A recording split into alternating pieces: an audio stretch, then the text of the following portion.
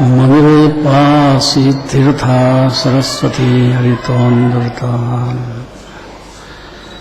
अज्ञान तिमिरान्धनाम् ज्ञानाञ्जनशलाकया चक्षुरुन्मीलितं येन तस्मै श्रीगुरुवे नमः। परम्पराचार्य मंगलम भगवान् वीरो मंगलम गौतमोगने मंगलम कुंदकुंदायो जैन धर्मस्तु मंगलम। नमः समय साराय सानुभूत्या चकासते चित्स्वाय भावाय सर्वभावान्तरच्छते।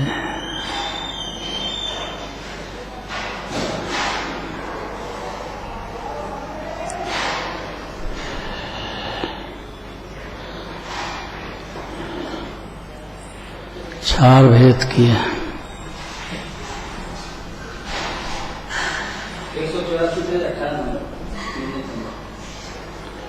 4 भेद याद होंगे। देखो घर पे सोचा होगा फिर पढ़ा होगा तो याद रहेगा, नहीं तो कहाँ से याद रहेगा।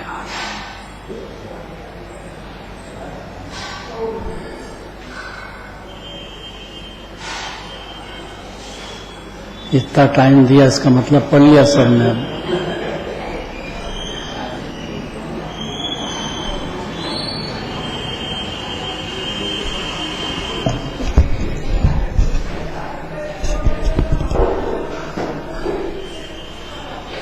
ये हमारा मुख्य श्रोता आ गया। देखो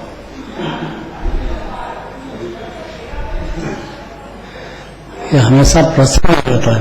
जो प्रसन्न रहे उसके साथ दोस्ती करो। रोता ही रहे तो तुम उसके साथ बात भी करोगे तो रोना आएगा। पहली शर्त है प्रसन्न रहना चाहिए जीव को। ये देखो हंस रहे हैं, कितने बड़े व्यापारी हैं, फुर्सत में 1 सेकंड, लेकिन प्रसन्न रहते हैं बस। और दूसरे से भी प्रसन्न रख के रेर के बाद कोई नाराज हो ही नहीं सकता तुमसे। घरवाली का पता नहीं है, वो तो हमेशा नाराज ही रहने वाली है, नहीं है। टाइम देते उनको।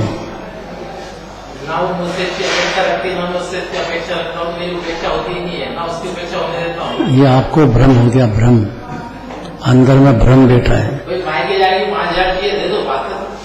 अरे ऐसे कोई पैसे से खुश होता है क्या? पत्नी को पति का सानिध्य चाहिए। भोजन बनाती है तो आप खाओ तो उसको संतोष होता है। अब वह सब काम निपटा के फिर आएंगे साहब तो क्या करे बेचारी। बेचारी है ना वो।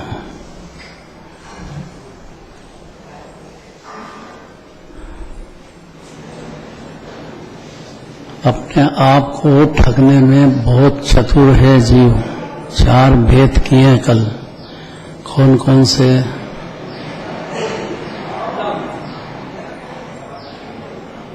कौन बोला? अनिल जी से नहीं पूछेंगे यार।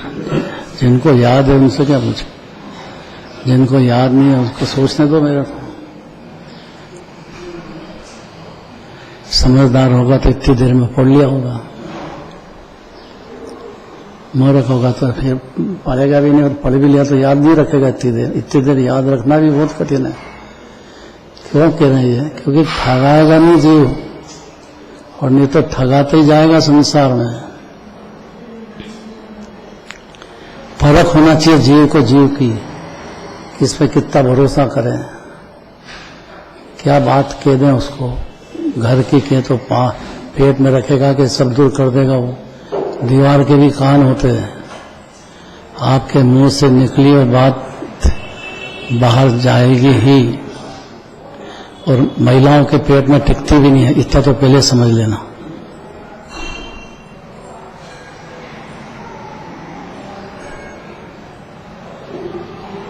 भावार्थ पहले पढ़ते हैं।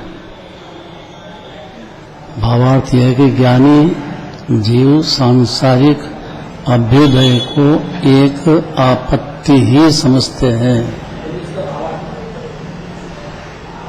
मिल गया? इसके बाद अब तो उत्तम पुरुष किसको कहते हैं, मध्यम किसको कहते हैं, जघन्य किसको कहते हैं, और फिर अज्ञानी किसको कहते हैं, चारों पॉइंट आ जाएंगे। आवाज आ रही है, मन लग रहा है, पढ़ो सब मिल के जोरदार। उत्तम पुरुष का स्वभाव, ये पढ़ना है पहले।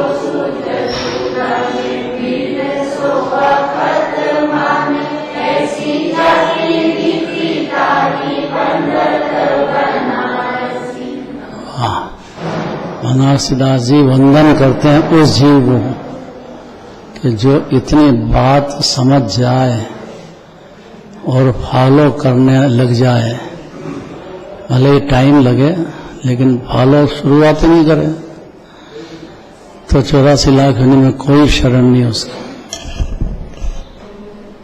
एक माता जिनवाणी माता या जिनराज शरण है जगत में, और कोई है ही नहीं। उनकी बात सुनने के बाद भी प्रतीति नहीं करे उसको अज्ञानी कहते हैं। प्रतीति कर ले, विश्वास कर ले, उसको ज्ञानी कहते हैं। मुनिराज भी कहते हैं, सब आ गए उसमें। ज्ञानी में, अज्ञानी में सारे जगत के जीव आ गए। अब पढ़ना है, देखो, करो हिम्मत करो। महिलाओं में से कौन करता है? अच्छा 2 मिनट है, आने वाले आ रहे हैं और अभी भी जब तक याद करो मन में, पढ़ो तो सही, सबको पढ़ना तो है, इतनी देर का टाइम दिया है तो।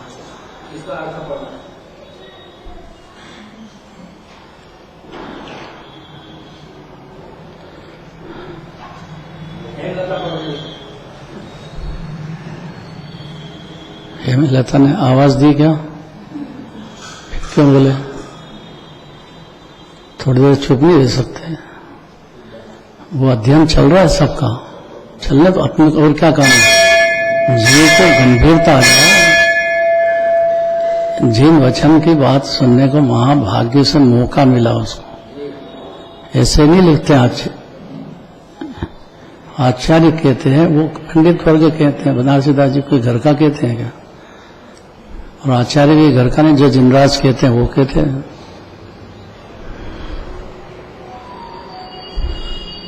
अब जब इसने अनाउंस ही कर दिया तो अपन भी क्यों तकलीफ करें? बोलो भैया। जो कंचन को कीचड़ के समान, राज्य पद को नितांत तुच्छ, लोगों की मित्रता को मृत्यु के समान, प्रशंसा को गाली के समान, योग की क्रियाओं को जहर के समान, मंत्रादि करामात को दुख के समान, लौकिक उन्नति को अनर्थ के समान, शरीर की कांति को राख के समान, संसार की माया को जंजाल के समान, घर के निवास को वाणी की नोक के समान, वाणी की नोक के समान। वाणी का भी ऐसे हाल है, उसको भी नहीं समझे, सही निकला अंदर से। अपना शब्द एक भी असर करता है, और वाणी से भी ज्यादा तकलीफदायक है वो। अगर किसी को कड़क बोल दिया, जोर से बोल दिया, उसकी आलोचना कर दी, तो तेज सदी का उसको बाण से भी ज्यादा घायल करता अंदर। बहुत वाणी का घाव तो भरा जाएगा, और वाणी का घाव भराने में बहुत, ये बहुत समझदार होगा तो समझेगा ये बात, और उसका सुधरना चाहिए। घर वाली से, परिवार से, बाकी लौकिक में कोई भी हो, व्यापारी है तो व्यापार में इतना उसको अंदर भाव में आना चाहिए। बोलने से कुछ नहीं होता है,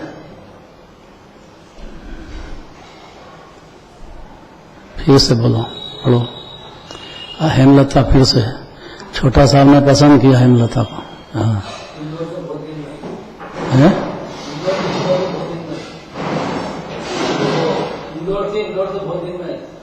इसलिए याद करा उसका।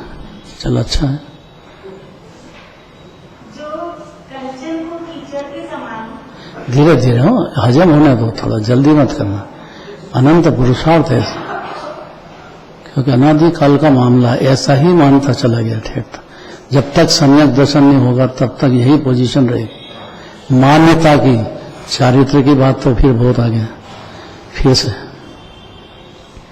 जो कंचन को कीचड़ के समान, राज्य पद को नितांत तुच्छ, लोगों की मित्रता को मृत्यु के समान, प्रशंसा को गाली के समान, वेद की क्रियाओं को जहर के समान, मंत्रादि करामात को दुख के समान, लौकिक उन्नति को अनर्थ के समान, शरीर की क्रांति को राष्ट्र के समान, संसार की माया को जंजाल के समान, घर के निवास को वाण की नोक के समान, कुटुंब के कार्य को काल के समान, लोक जाल को लोक लाज को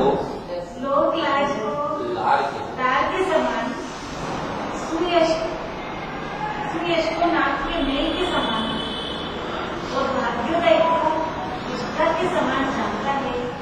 बहुत उत्तम पुरुष है, उसे पंडित बनारसी दास जी नमस्कार करते हैं। खाली मानने की बात है, मान्यता है, उसको सम्यक दर्शन उसी क्षण होता है, या इसका सबूत है कि वो ऐसा मानता है। मेरा बहुत नाम है, बहुत नाम हो जाए, वो तो पागल ही है।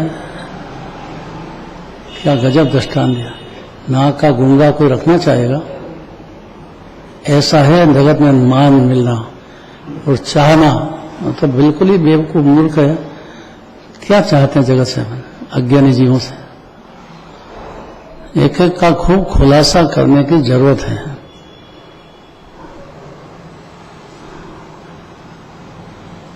ना। 10-15 मिनट तो है अभी, जल्दी तो नहीं है। वहाँ तेरा इंतजार हो रहा होगा, तो मंडी चालू हो गई होगी। अच्छा, जब ही बैठा है, नहीं तो बैठे थोड़ी है। अब सबसे बड़ा व्यापारी है वहाँ, करोड़ों का काम करता हूँ एक दिन में, उसको तो फुर्सत ही कहाँ है। आ गया तो बहुत धन्यवाद है तेरे को। देखो एक बार फिर से पढ़ना है, देखो, ताकि इस बात को गंभीरता से समझ जाए। फिर खुलासा करेंगे कि भाई मध्यम पुरुष कौन है, जगन्य कौन है, उत्तम कौन है, महाउत्तम कौन है। ये चार में सारे जगत के जीव निगोद से लगा के सिद्ध भगवान तक आ गए, अरम भगवान तक आ गए। सिद्ध भगवान की बात तो और जबरदस्त है। बड़े पापा पढ़ो।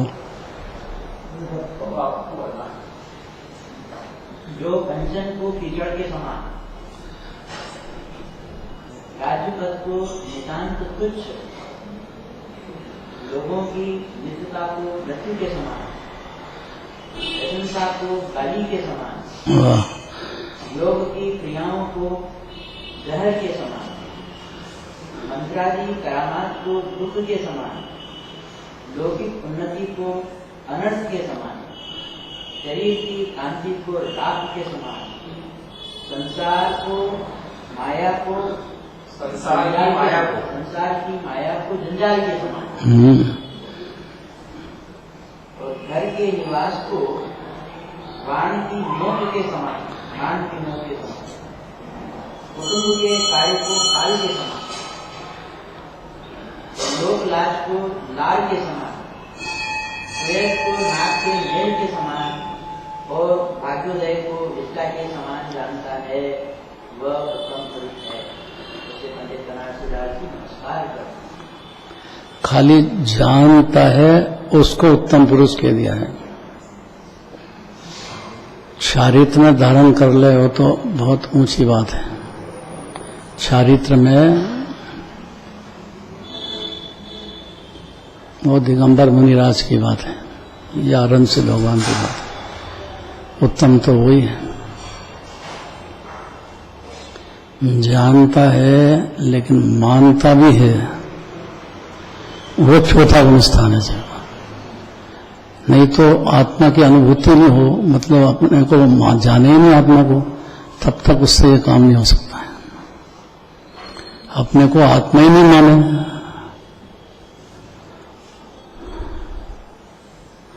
और आत्मा माने तो उसी क्षण सम्यक दृष्टि होता है, उसी क्षण आत्मा की अनुभूति होती है, उसी क्षण अनंत गुणों का रस चालू हो जाता है, अंदर ही अंदर तृप्त होने लग जाता है। जो यह श्रद्धा अपेक्षा से तो तृप्त हो ही गया है, मोक्ष ही हो गया उसको, ऐसी तृप्ति आएगी उसको। कुछ करना बाकी नहीं रहा, जो था वो कर लिया जीवन इतने का। अंदर से तृप्ति आना चाहिए ना। अच्छा बढ़िया भोजन किया हो, भोजन का रसिया भी हो, लजीज भोजन क्या बोलते हैं, नहीं बेटा कोई लजीज भोजन सुना, नाम क्यों नहीं सुना है किसका? घबराओ मत, देखो डरो मत। अरे तुम बोलने में तो कोई तकलीफ नहीं है, करने में भी कोई तकलीफ नहीं है, खाली जानने की बात और मानने की बात है बस। खूब करो ना, पुण्य भाव किया है तो उसका उपभोग खूब करो, उदय उदय का कुछ में थोड़ी कोई मिथ्यात्व होता है।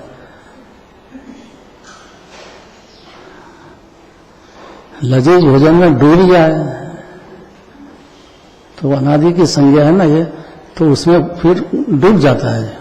संज्ञा अनादि काल की है।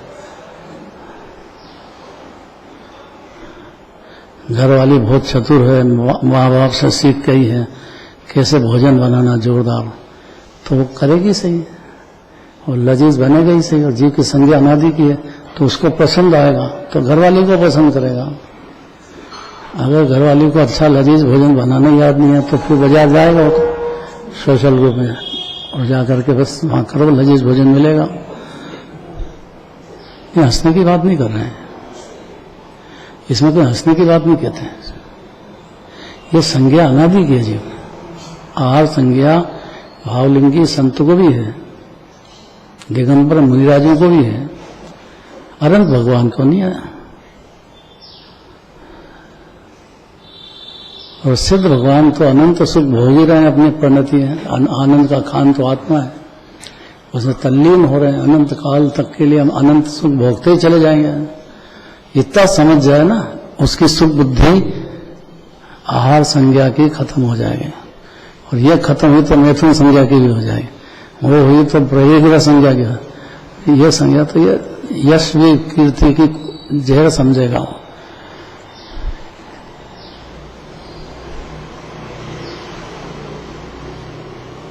बहुत कठिन बात तो है, लेकिन सत्य बात यही है।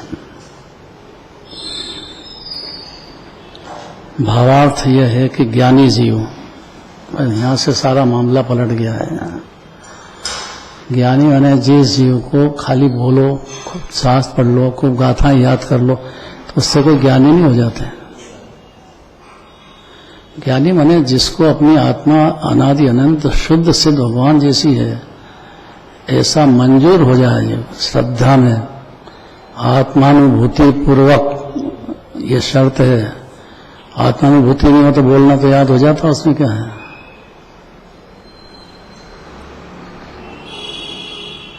ये परिभाषा भी याद कर लो ना तो बहुत बड़ी बात है। इसलिए अविरत सम्यक दृष्टि को जगन्य में ले लिया है। सबसे नीची पोजीशन सम्यक दृष्टि की है जैन शासन में। फिर पंचम स्थान वाले, फिर मुनिराज हैं, फिर अरंत सिद्ध होगा। ये सब उत्तम पुरुषों की बातें हैं, पर माने ही नहीं ये बात है। तब तक तो 84 लाख योनि में भटकता ही फिरेगा, कोई शरण नहीं है जीव को, तो कितना ही सोचनी पड़ती है कि देह छूटेगा, अपना जीव अगले जन्म में जाएगा, इतना भी नहीं पता लगे उसको, समझता नहीं है। तो ये तो इतना भी नहीं समझे तो फिर लायक नहीं रहा जन्माने के लायक।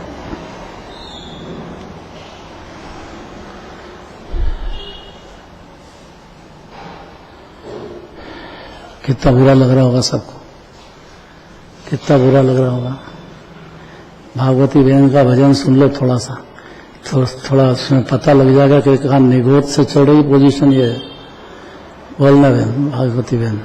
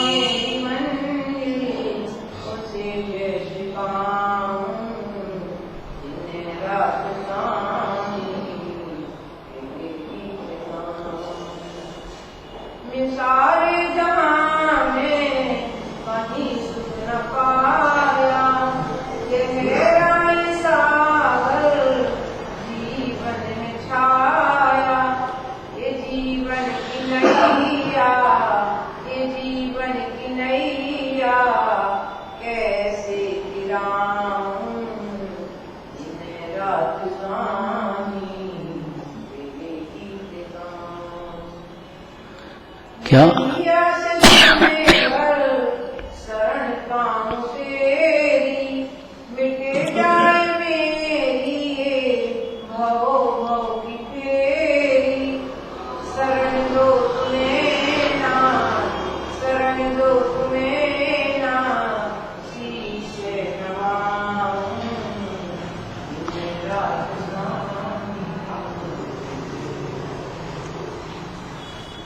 क्या मांगा कि भाव भाव में कितना भी बच गए हूं, बस आपकी शरण मिले मेरे को, अनंत भगवान की मिले।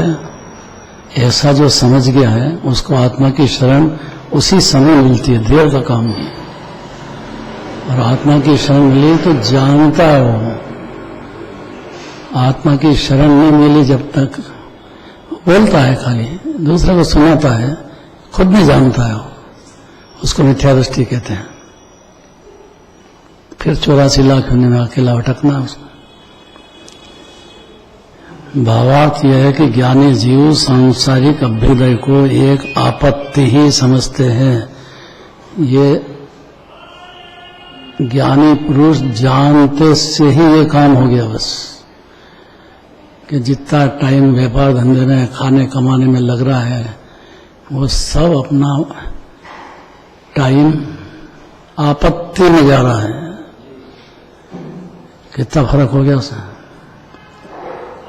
जाना पड़ता है, उसकी मजबूरी है, वो चारित्र का दोष है, श्रद्धा का दोष नहीं है। मान्यता है, उसमें अनंत संसार है बस। इसलिए सम्यक दृष्टि की या सम्यक दर्शन की जबरदस्त प्रशंसा जनवाणी करती आई है और करती रहेगी अनंत काल तक। यहां मान लिया जीव ने, मानने का सबूत मिल गया जनवाणी को कि उसको 6 आवश्यक होने लग गए। ये व्यवहार जिनराज की भक्ति सुहाने लग गई, मंदिर सुहाने लग गया। कभी वक्ता देर से आ जाए या देर कर दे थोड़ी देर तो इतने में आकुल व्याकुल नहीं हो जाएगा, अंदर से बैठेगा यहाँ, उसको सुहा रही है। मिस होएगी वो तो टाइम देखेगा इसे कि साहब जल्दी करो, 3 मिनट भी कैसे पूरे होंगे, अब बड़ी मुश्किल से बैठे हम तो, जल्दी करो। तो जैसे पाठशाला में या स्कूल में छोटा बच्चा हो और घंटी बज जाए तो कितना खुश होता है, तो जो वक्ता जल्दी छोड़ दे तो उसको ऐसी खुशी होती है, चलो 2-3 मिनट जल्दी छोड़ देते हैं, बस कल चलेंगे आगे।